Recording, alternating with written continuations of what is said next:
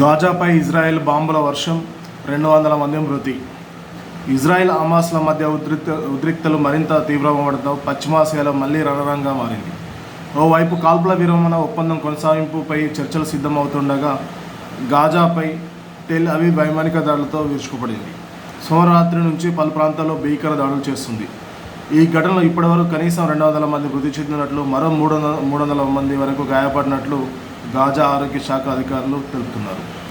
ఈ సందర్భంగా ఇజ్రాయెల్ ప్రధాని నెతన్యాహు కీలక ప్రకటన చేశారు.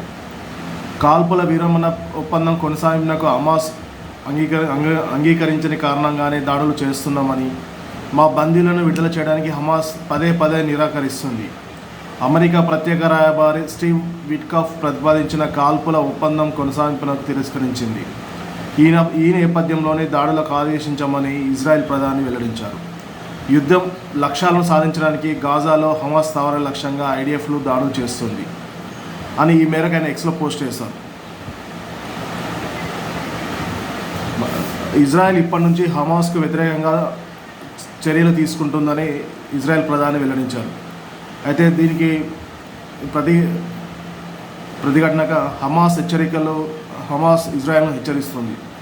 తాజా పరిణామాలను హమాస్ తీవ్రంగా ఖండించింది. ఈ దాడులతో ఇజ్రాయెల్ తమ కాల్పుల విరమణ ఒప్పందాన్ని ఉల్లంఘించి బందీల ప్రాణాలను ప్రమాదంలో పడేసిందని పేర్కొంది.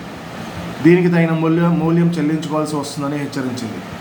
ఇటీవల ఇజ్రాయెల్ హమాస్ల మధ్య తొలి దశల కాల్పన విరమణ ఒప్పందం ముగిసిన సంగతి తెలిసిందే. ఇందులో భాగంగా దాదాపు 30 మందికి పైగా తమ చెరలోని బందీలను మిలిటెంట్ సంస్థ విడుదల చేయగా, ప్రతిగా 2000 మంది పాలస్తీనా ఖైదీలను ఇజ్రాయెల్ విడుదల చేసింది. ఈ క్రమంలోనే రెండో దశ కాల్పుల విరమణ ఒప్పందంపై చర్చలు జరగాల్సి ఉంది. అయితే అవి అమలు దశగా అడుగులు వేయలేదు. మరోవైపు రంజాన్ నేపథ్యంలో తొలి దశ ఒప్పందాన్ని ఏప్రిల్ 20 వరకు కొనసాగించాలని అమెరికా ప్రత్యేక రాయబారి ప్రతిపాదించారు. దీనికి టెల్ అవీవ్ అంగీకరించగా హమాస్ నిరాకరించింది. ఈ నేపథ్యంలో హమాస్ పై తీవ్ర ఒత్తిడి పెంచేందుకు నెతన్యాహు చర్యలు తీసుకుంటున్నారు. అందులో భాగంగానే గాజాకు వెళ్లే మానవతా సహాయాన్ని అడ్డుకోవడంతో పాటు కరెంటు సరఫరాను ఇజ్రాయెల్ నిలిపివేసింది. అయితే నిన్న గాజా పైన ఇజ్రాయెల్ డిఫెన్స్ ఫోర్స్ బాంబుల వర్షం కురిపించింది. దీనిలో కనీసం 200 మంది వరకు చనిపోయినట్లు, 300 మంది వరకు గాయపడినట్లు తెలుస్తుంది.